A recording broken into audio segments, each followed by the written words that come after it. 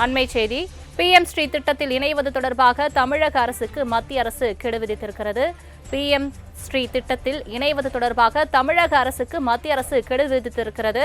தமிழ்நாடு மேற்கு வங்க தலைமைச் செயலாளருக்கு மத்திய கல்வி அமைச்சகம் மீண்டும் கடிதம் மூலம் இந்த கெடுவை விதித்திருக்கிறது. முக்கிய செய்தியாக பார்த்து வருகிறோம். PM திட்டத்தில் இணைவது தொடர்பாக தமிழ்நாட்டிற்கு மத்திய அரசு கெடு விதித்திருக்கிறது. மீண்டும் மத்திய கல்வி அமைச்சகம் கடிதம் மூலம் வலியுறுத்தியிருக்கிறது.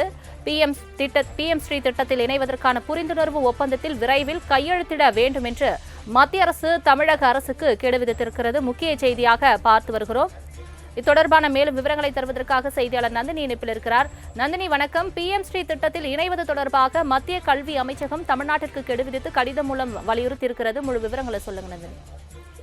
வணக்கம். PM ஸ்ரீ திட்டத்தின் தொடர்பாக தமிழ்நாடு மற்றும் மேற்கு வங்கத்திற்கு மத்திய அரசு மீண்டும் கெடு விதித்திருக்கிறது. அரசு பள்ளிகளை மேம்படுத்தும் மத்திய அரசின் PM ஸ்ரீ திட்டத்தை செயல்படுத்துவது தொடர்பாக தமிழ்நாடு மற்றும் மேற்கு வங்க மாநில தலைமை செயலாளர்களுக்கு மத்திய கல்வி அமைச்சகம் மீண்டும் கடிதம் எழுதியிருக்கிறது. இந்த திட்டத்தில் இணைவதற்கான புரிந்துணர்வு ஒப்பந்தத்தில் விரைவில் கையெழுத்திடுமாறு அந்த கடிதத்தில் வலியுறுத்தப்பட்டிருக்கிறது.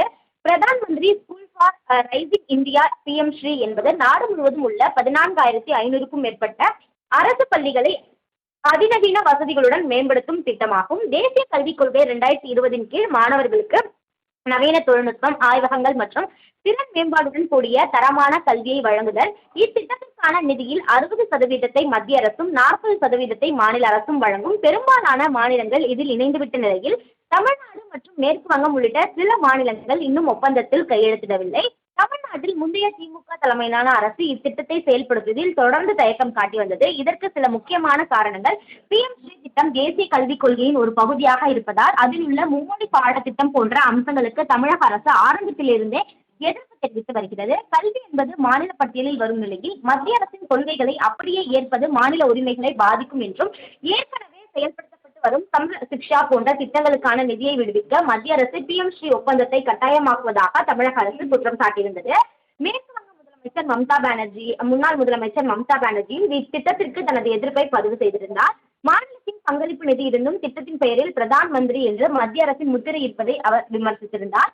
மேலும் கல்வி திட்டங்களுக்கு போட்டியாக அமையும் எனவும் கருத்து தெரிவிக்கப்பட்டிருந்தது. இந்நிலையில் மத்திய கல்வி அமைச்சகத்தின் தற்போதைய இந்த கடிதம் மாநில அரசுகளுக்கு விடுக்கப்பட்டுள்ள ஒரு இறுதி நினைவூட்டலாகவே பார்க்கப்படுகிறது. அந்த வகையில்தான் அரசு பள்ளிகளை மேம்படுத்தக்கூடிய மத்திய அரசின் PM ஸ்ரீ திட்டத்தை செயல்படுத்துவது தொடர்பாக தமிழ்நாடு மற்றும் மேற்கு வங்க மாநில தலைமை செயலாளர்களுக்கு மத்திய கல்வி அமைச்சகம் மீண்டும் கடிதம் எழுதியுள்ளது குறிப்பிடத்தக்கது. தங்களின் முழு விவரங்களுக்கு நன்றி நந்தினி.